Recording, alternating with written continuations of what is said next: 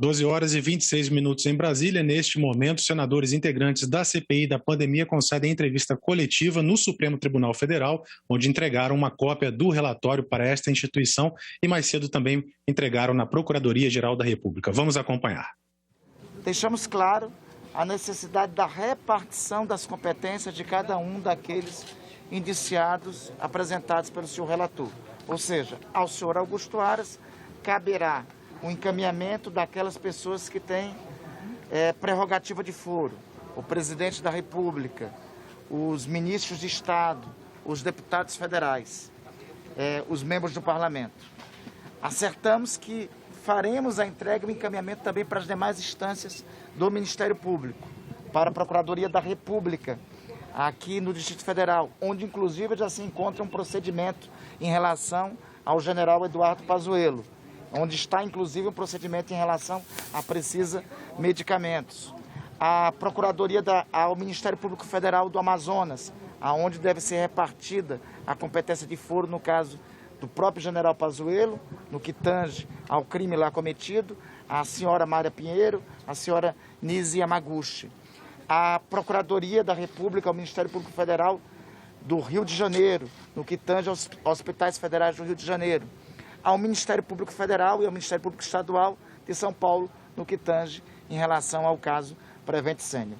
Acertamos e dialogamos e fomos claros, não é isso, senhor relator, com o doutor Aras, em que a própria Comissão Parlamentar de Inquérito fará essa repartição de competências. Então, até o final do dia de hoje, chegará já separado o que é de competência do senhor Procurador-Geral da República, que é no que tange ao senhor Presidente da República, aos deputados federais que foram indicados no indiciamento pelo senador Renan Calheiros, aos senhores ministros de Estado que foi indicado o indiciamento pelo relator senador Renan Calheiros.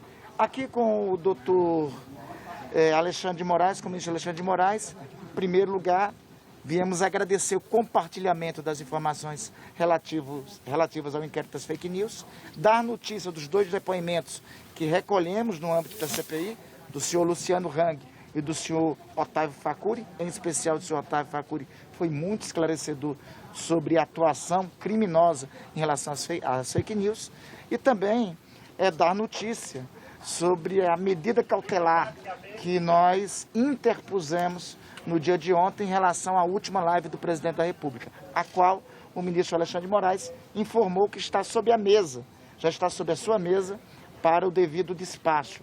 A cautelar ontem, aprovada a partir dos requerimentos de minha autoria e de autoria do senador Alessandro Vieira.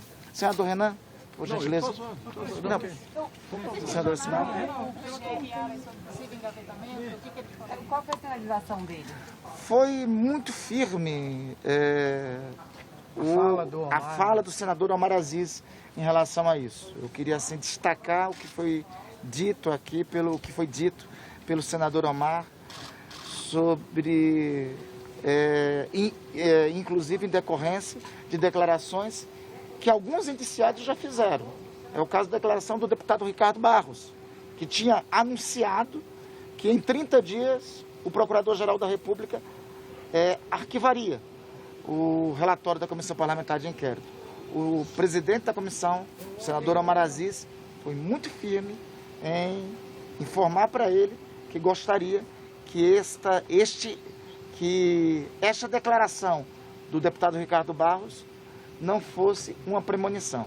Essas palavras foram ditas pelo presidente Omar diretamente ao senhor Aras. O que o Aras respondeu? Qual foi a satisfação do PGR? A sinalização foi de um encaminhamento. A sinalização foi que as providências seriam tomadas, que seriam encaminhadas. Senador, sobre o prazo, Simone, senadores, sobre o prazo, se serão o Procurador-Geral 15 a não 30 dias. denunciar o presidente Jair Bolsonaro... Essa informação de Simone também é importante, por gentileza. Por favor. Senadora, assim para frente, Obrigada. mesmo, senador. O que me chamou a atenção, eu que sou muito crítica à PGR, todos sabem disso, é que a resposta do procurador foi muito firme.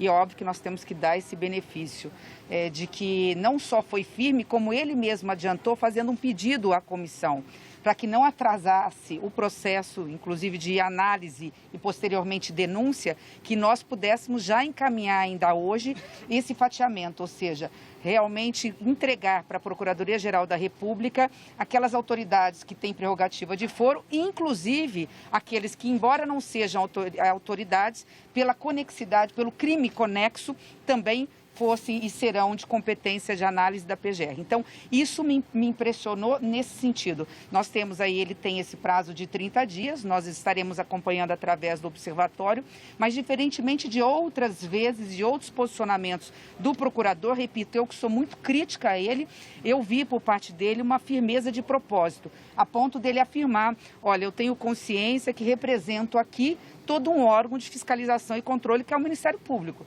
E, consequentemente, o que ele quis dizer para os senadores da República, que ele sabe da responsabilidade que tem. E nós estaremos, através do observatório, atentos, porque também o Senado Federal, muitos poucos se lembram disso, também somos nós um poder de fiscalização e controle do Ministério Público e dos demais poderes. Foi conversado com o ministro Alexandre sobre uma possível ação subsidiária? Também conversamos sobre isso. E anunciamos...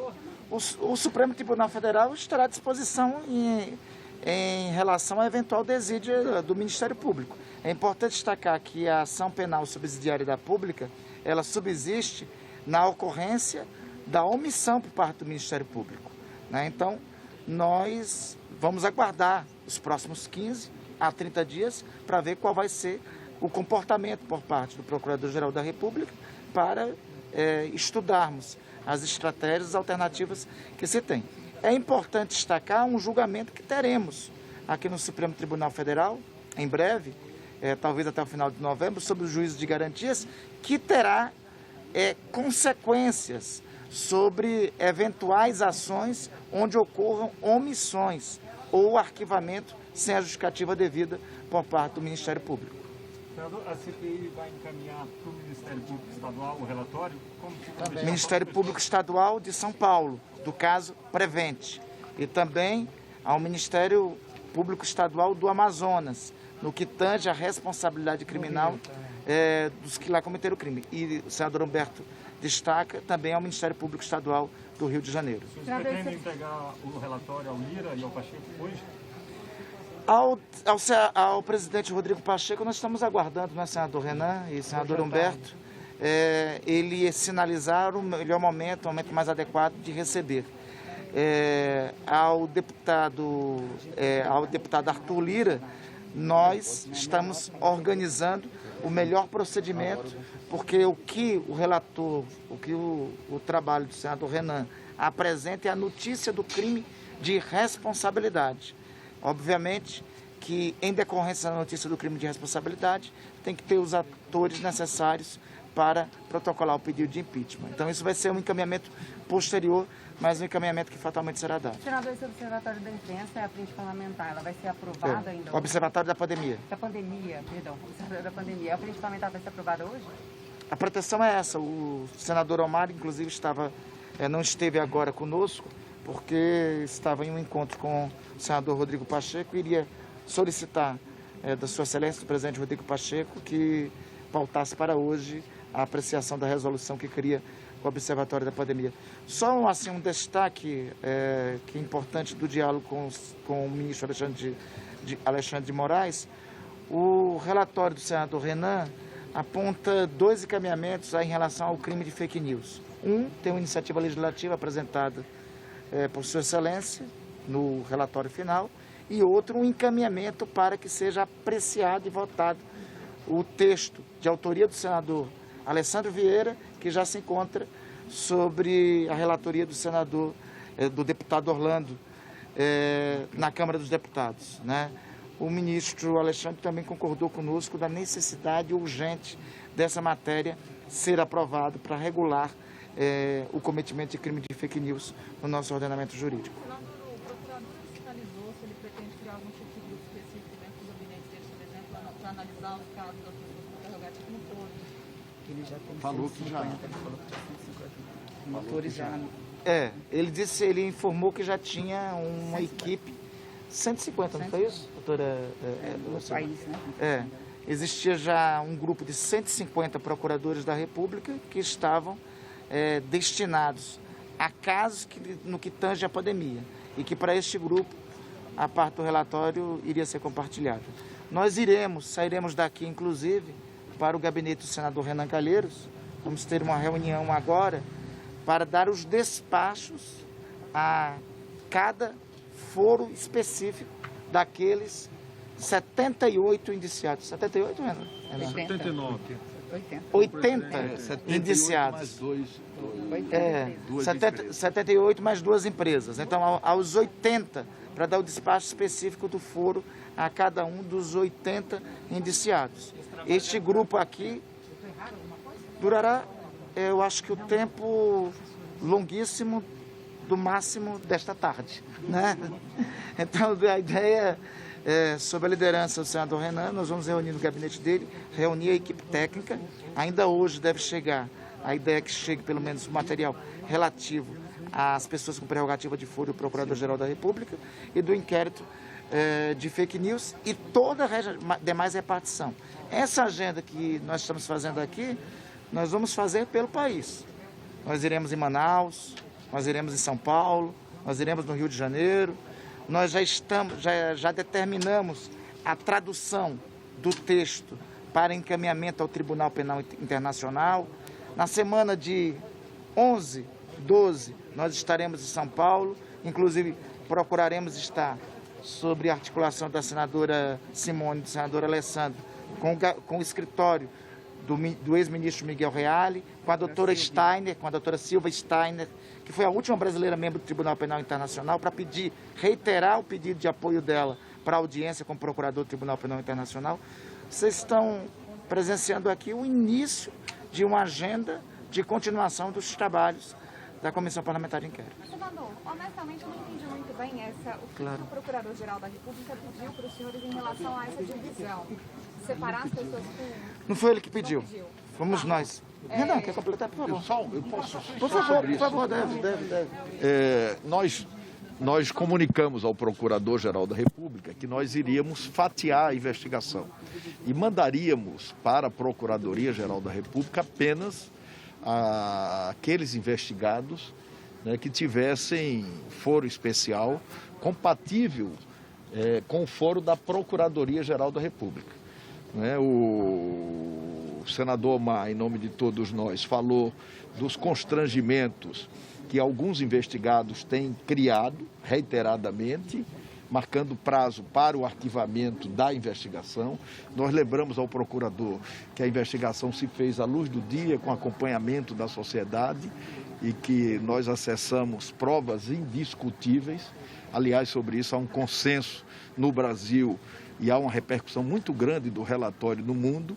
E em determinado momento, o Procurador-Geral da República confessou que ele tem consciência do dever de fazer.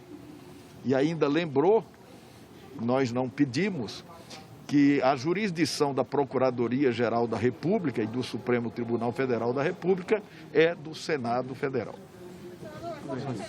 Agora. Porque já seria algo feito pelo procurador de Cações, que iria receber esse documento e iria encaminhar para os órgãos competentes. Por que os senhores estão fazendo isso mesmo? Porque sempre anunciamos isso. Primeiro por dever de cautela. Primeiro e sobretudo por dever de cautela. O nosso trabalho não terminou ontem com a aprovação. De nada serviria se nós tivéssemos passado esses 6 meses, tivéssemos apurado o que vocês presenciaram, o que vocês viram, e se esse relatório não tivesse consequência. Então isso é um dever de cautela que não é do Procurador-Geral da República, não é do Ministério Público Federal, é nosso. É tarefa nossa. É uma tarefa nossa, inclusive, com nossas consciências e com o Brasil. Nós vamos acompanhar todos os dobramentos e fizemos questão, eu reitero aqui o que o senador Renan destacou, a repartição da competência nós mesmos faremos. Inclusive, o Procurador-Geral da República disse que agradecia isso, porque isso facilitaria o trabalho dele. E, na verdade, é muito mais certo que cada processo vá para o lugar certo se nós mesmos o fizermos. Se a gente mandar tudo isso para a PGR, é ela que vai decidir quando vai mandar para São Paulo, para onde vai mandar no caso de tal estado.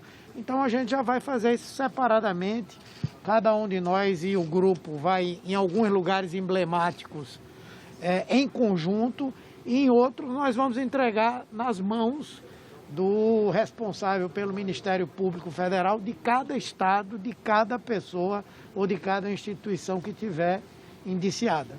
Em suma, depois desses 2 encontros, os senhores saem mais confiantes? Olha, confiança nós só teremos depois que a ação penal for movida.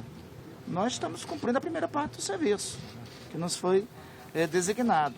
Ainda hoje, como foi perguntado, a gente espera que seja votada a criação da Frente Parlamentar Observatório da Pandemia. Na Frente Parlamentar, nós vamos dividir atribuições. Vão ter colegas que vão acompanhar o caso do Rio de Janeiro, vão ter colegas que vão acompanhar o caso de Manaus, vão ter colegas que vão acompanhar o caso da Prevent, em São Paulo, vão ter colegas que vão ficar monitorando a atuação da Procuradoria da República aqui no que tem foro, e vão ter outros colegas que vão ficar monitorando também a PGR, assim como monitorando a eventual ação penal subsidiária da pública, se for necessário a ela fazermos, né? Então, tranquilos, só ficaremos depois que nós vermos, assistirmos às ações penais serem movidas.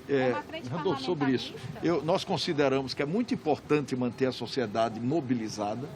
Nós estaremos fazendo a nossa parte e seria muito importante também, né, que se a imprensa, sobretudo, que colaborou verdadeiramente na investigação, no aprofundamento da investigação, em todos os momentos não faltou à sociedade, nem a memória daqueles brasileiros e brasileiras que perderam a vida e muitas vidas poderiam ter sido protegidas, que continuem mobilizados, denunciando. Nós receberemos essas denúncias.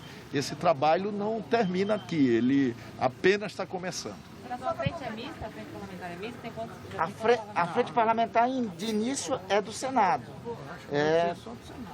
A frente parlamentar é do Senado. E será aberta a participação da sociedade. É porque a frente parlamentar é uma consequência da CPI. Ou melhor, é uma consequência do campo majoritário que deu estabilidade à direção da CPI. É continuar o serviço. Por isso que a ideia não é nem frente parlamentar. Nós utilizamos o mecanismo de frente parlamentar porque é o que é previsto no regimento. A ideia é um observatório. Suprapartidário. É um observatório suprapartidário com a participação, inclusive, da sociedade, que acompanhe as consequências do relatório. Inclusive, uma frente observatório com a mesma estrutura da CPI. O presidente continuará sendo Omar, o relator da frente continuará sendo Renan, né? Estaremos humildemente na condição de vice-presidente. O que podemos, aí pode ser objeto de uma discussão nossa, adensar é que, como frentes tem possibilidade de vice-presidências, constituir vice-presidências para repartir essas responsabilidades que fizemos. Mas isso, assim, é um julgamento meu, ainda vai ser objeto do debate com os demais colegas. Mas pode ser votado hoje esse projeto de resolução? Nós vamos tentar, né? Vamos tentar que seja hoje. Já foi apresentado. A resolução não está apresentada, a ideia é que seja votado hoje. Obrigado.